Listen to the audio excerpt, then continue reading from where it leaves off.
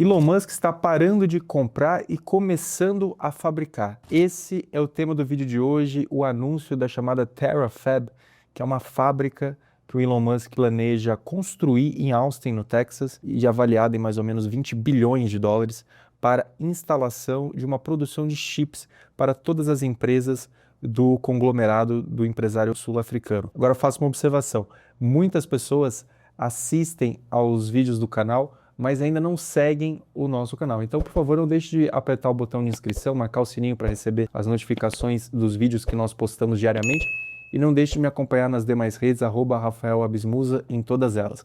Mas vamos ao vídeo de hoje sobre mais um passo genial do Elon Musk, no sentido de verticalizar toda a produção. Ele que historicamente sempre fez isso, tanto na parte da Tesla, quando ele trouxe toda a produção do automóvel elétrico e verticalizou toda a produção, e agora também com as suas demais empresas, com a SpaceX e com a xAI, ele notou um grande gargalo na oferta de chips no mercado como um todo, e para não ficar dependente disso, ele resolveu criar uma fábrica que vai atender a todas as empresas do seu conglomerado, e aí eu me refiro à SpaceX, que agora englobou a xAI, e a Tesla. Então, utilizaria essa fábrica para elaboração de chips para veículos autônomos, para robôs e para o aspecto de navegação espacial para os data centers. Ele até tem uma ideia de deixar data center em órbita, em razão da economia energética, e poderia usar os chips também para isso. Então, é uma ideia de verticalização da produção, concentrar tudo nessa chamada TerraFab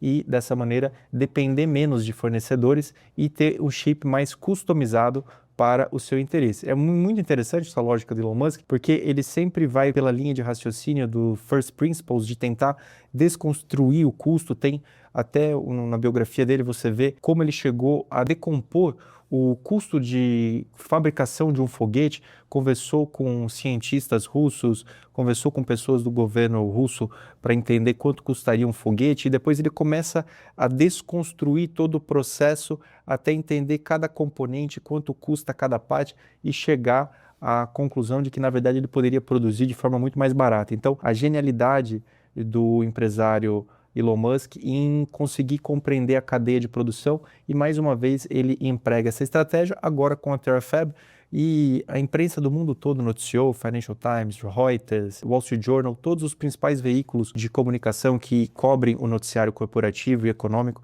fizeram uma menção bastante clara e bastante enfática a esse projeto, que é um projeto bilionário do Elon Musk, mas que não é um projeto de rápida implementação e de fácil implementação. É um projeto de 20 bilhões de dólares, ele vai fazer isso perto da fábrica da Tesla, mas que, para a maturação, isso vai levar pelo menos de 3 a 5 anos até que esses chips comecem a ser produzidos em larga escala. Isso também passa pela contratação de engenheiros especializados. Ele já anunciou a contratação de muitas pessoas para fazer a gestão da cadeia logística, e com isso ele vai conseguir ter um fornecimento de chips que serão mais baratos e mais personalizados para as demandas das empresas do conglomerado. De novo, Tesla principalmente, xAI, SpaceX são as empresas principais para os produtos de referência. E aí você que assiste ao meu canal provavelmente é investidor, tem posições acionárias ou tem BDRs de grandes empresas americanas do setor de semicondutores, de GPUs, eventualmente é acionista de NVIDIA, e pensa qual é o real impacto disso para essas empresas no curto prazo e no longo prazo. Bom, primeiramente, o Elon Musk e o Jensen Huang são muito alinhados. O Elon Musk disse que não deixaria de comprar as GPUs da NVIDIA, que faz uma GPU hoje que é inigualável no mercado.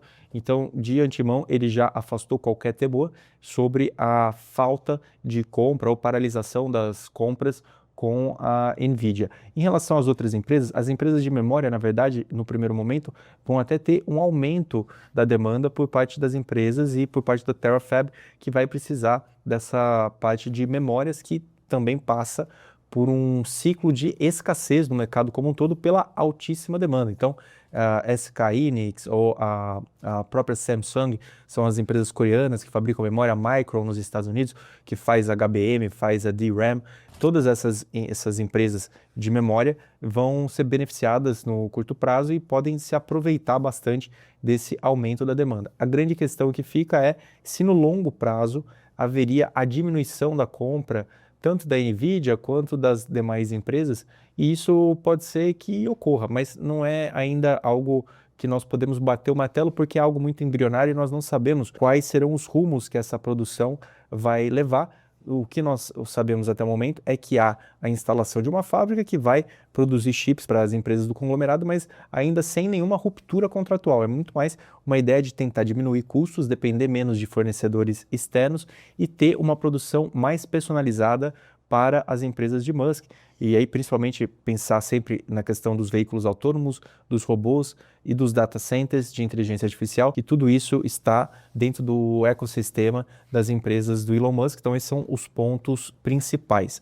Agora, resta avaliar qual será o timing disso, o timing de execução disso e como as empresas podem ser impactadas de maneira estrutural. Então, por exemplo, a TSMC, que é a Taiwan Semiconductor Manufacturing, lá em Taiwan, é uma empresa que é fundamental para toda a cadeia logística de semicondutores e principalmente para a confecção das GPUs mais sofisticadas. A própria NVIDIA recorre à TSMC. Pode ser que ela sofra de uma visão de longo prazo, de muitos anos, pode ser que ela tenha uma queda de demanda. E eu até fui questionado nas redes por uma pessoa que me acompanha, como é que eu analisava a questão da demanda da NVIDIA em relação à concorrência, principalmente com a AMD.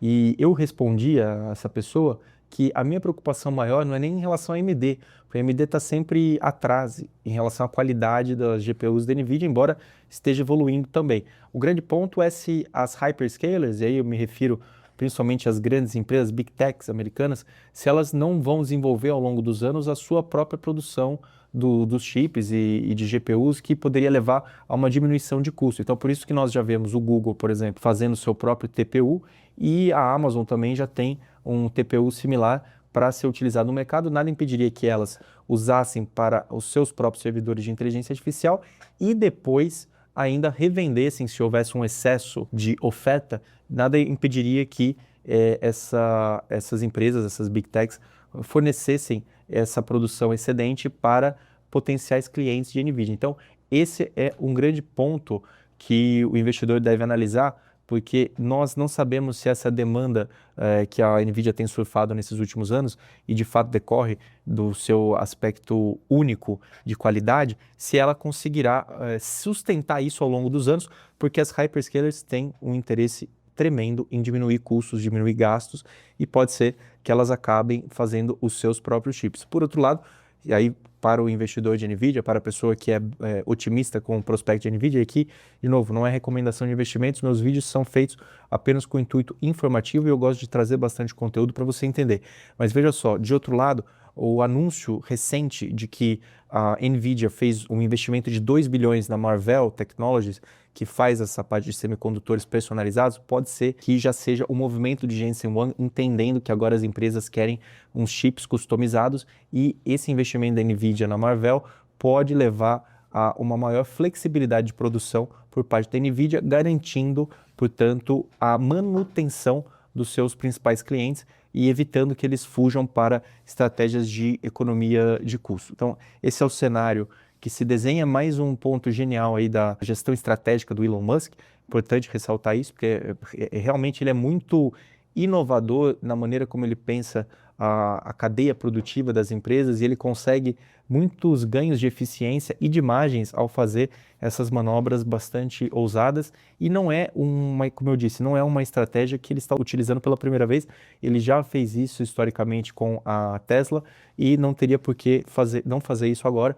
Também na SpaceX fez a mesma coisa quando ele decompôs os custos de criação e confecção de um foguete. Então, mais uma grande estratégia de economia e ganho de eficiência por parte do Elon Musk. Resta aguardar se ele vai conseguir implementar isso no prazo de 3 a 5 anos. Lembrando que prazo de 3 a 5 anos é o prazo em que ele projetou que já vai ter os veículos autônomos rodando normalmente, o Cybercab rodando normalmente e também os robô Optimus já, em tese, já estaria também em plena venda e fabricação por parte da Tesla. E da SpaceX, agora houve o arquivamento de um pedido sigiloso, por enquanto, até o momento de IPO. Depois eu até vou fazer um vídeo aqui no canal sobre esse IPO da SpaceX, que tende a ser o grande IPO do ano de 2026, e continua firme com os seus projetos de integrar a xAI, a SpaceX, colocar os servidores de IA em órbita e também conduzir os seus projetos de navegação espacial. E lembrando, tem ainda Starlink e tem vários contratos com o governo norte-americano, e hoje a SpaceX ocupa um papel muito importante, assumiu um grande protagonismo diante do recuo da NASA, e hoje a SpaceX tem grandes contratos com o governo norte-americano e, portanto, se torna um player muito importante. Espero que você tenha gostado desse vídeo. Hoje um vídeo muito informativo, fiz as conexões e tentei demonstrar também quais são os impactos dessa decisão estratégica do Elon Musk em relação às empresas que estão se beneficiando dessa onda de inteligência artificial.